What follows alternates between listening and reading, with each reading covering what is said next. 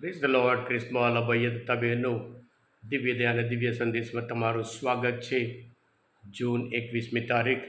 આ સંદેશ હમણાં તમારા સૌ માટે અને તમારા પરિવારજનો માટે વિશે પ્રાર્થના કરું છું. તમારા બાઇબલ લઈ લો, પ્રભુના વચન સાંભળીએ. માથ્યુનો ગ્રંથ 6 અધ્યાય 24થી 34મી કલમ સુધી. ઈસુએ કહ્યું, કોઈ પણ માણસ બે માલિકની સેવા નહીં કરી શકે. એક કાં તો એકને ધિક્કારશે અને બીજાને ચાહશે, અને અથવા એકને વળગી રહેશે અને બીજાની અવગણના કરશે. તમે પરમેશ્વરને અને પૈસાને એક સાથે સેવી નહીં શકો. એટલે હું તમને કહું છું કે અમે ખાઈશું પીશું એમ તમારા જીવનની ચિંતા ના કરશો, તેમ અમે પહેરીશું અને તમારા શરીરની પણ ચિંતા ના કરશો. અન્ન કરતાં જીવનની, વસ્ત્ર કરતાં શરીરની કિંમત વધારે નથી શું? આકાશમાંના પંખીઓને જુઓ, તેઓ નથી વાવતા કે નથી લણતા કે નથી કોઠારમાં ભેગું કરતા, છતાં તમારા પરમ પિતા તેમને ખાવાનું આપે છે. એમના કરતાં તમારી કિંમત વધારે નથી શું?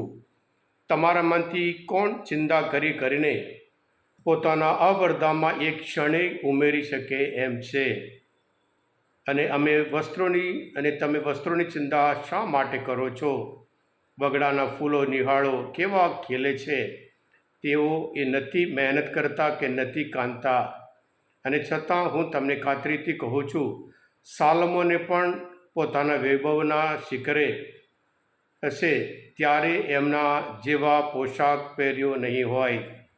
એટલે આજે છે ને કાલે ચૂલામાં હોમાઈ જાય છે એવા વગડાના ઘાસને જો ઈશ્વર આટલું સજાવે તો ઓ અશ્રદ્ધાળુઓ તમને એથી રૂડી પહેરે સજાવશે એમાં શંકા શી?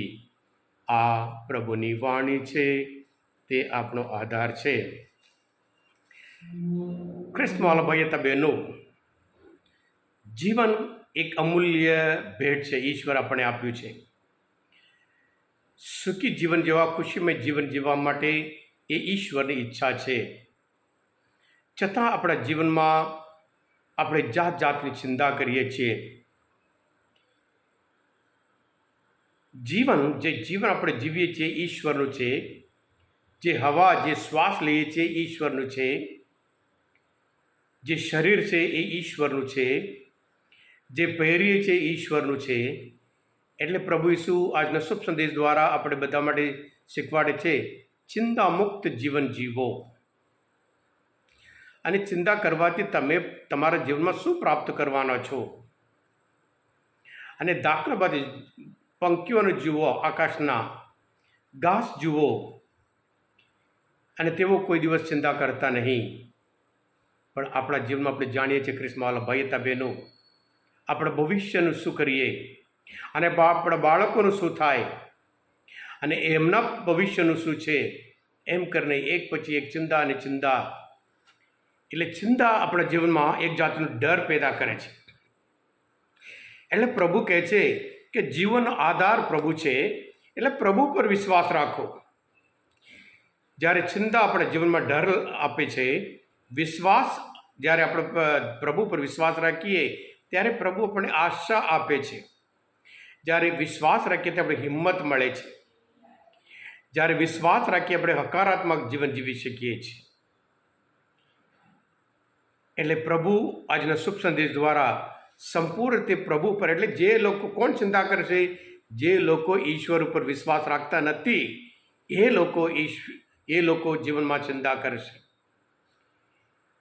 એટલે આજના શુભ સંદેશ દ્વારા પ્રભુ ઈસુ આપણે બધા માટે સંપૂર્ણ પ્રભુ પર વિશ્વાસ રાખી અને ચિંતા કરીને તમે તમારા જીવનના એક ક્ષણે ઉમેરી નહીં શકો. હકીકત છે. એટલે આપણું જીવન સંપૂર્ણ પ્રભુના હાથમાં સમર્પણ કરીએ. જેમ ગીત શાસ્ત્રમાં 95 અધ્યાયમાં 22મી કલમમાં, તમારી સર્વ ચિંતા પ્રભુ પર છોડી દો, કારણ એ બધું નિભાવી લે છે. અને ગીત શાસ્ત્રમાં 145 અધ્યાય 15મી કલમમાં આપણે જોઈએ છીએ, સર્વ દૃષ્ટિએ તારી તરફ તલપી રહે છે, યોગ્ય સમય તું તેઓને અન્ન આપે છે. સૃષ્ટિને પ્રભુ પોતે અન્ન આપે છે. તું તારા હાથ ખોલીને સર્વ જીવનોની ઈચ્છા તૃપ્ત કરે તેમ કરીને દાઉદ રાજા ગાય છે. જો ઈશ્વર આ બધું કરતા હોય, આપણે પ્રભુના સંતાન છે, એટલે સૌથી વધારે આપણે ઈશ્વરના રાજ્ય અને એણે ઈચ્છેલા ધર્માચરણની પાછળ પડવાનું હોય, જેથી કરી આ બધું વસ્તુઓ પ્રભુ આપે છે. આપણી એક એક જરૂરિયાત શું છે એ પ્રભુ જાણે છે. તારા સર્વ કાર્ય પ્રભુના હાથમાં શું તે તને સફળતા આપશે. આપણે પણ હંમેશા આપણું જીવન સંપૂર્ણ પ્રભુના હાથમાં સમર્પણ કરીએ, પ્રભુમય જીવન જીવીએ, વિશ્વાસમય જીવન જીવીએ, આશામય જીવન જીવીએ. એવી રીતે આપણું જીવન સફળ જીવન પ્રભુ બનાવશે. હા ક્રિસ્તમાલા ભાઈ હતા બહેનો, આજના મનન ચિંતન શાસ્ત્ર પર સમજવા માટે, પ્રભુ ઈશ્વરને ઓળખવા માટે મદદરૂપ થયા હોય, તમે પોતે દિવ્ય ધ્યાન દિવ્ય સંદેશ સબસ્ક્રાઈબ કરજો અને બીજા માટે પણ ફોરવર્ડ કરજો, કારણ તમે બધા આશીર્વાદિત છો, અભિષિક્ત છો. પ્રભુ ઈસુ, હું તમારામાં વિશ્વાસ રાખું છું. બોલો દિવ્ય દયાનો જય.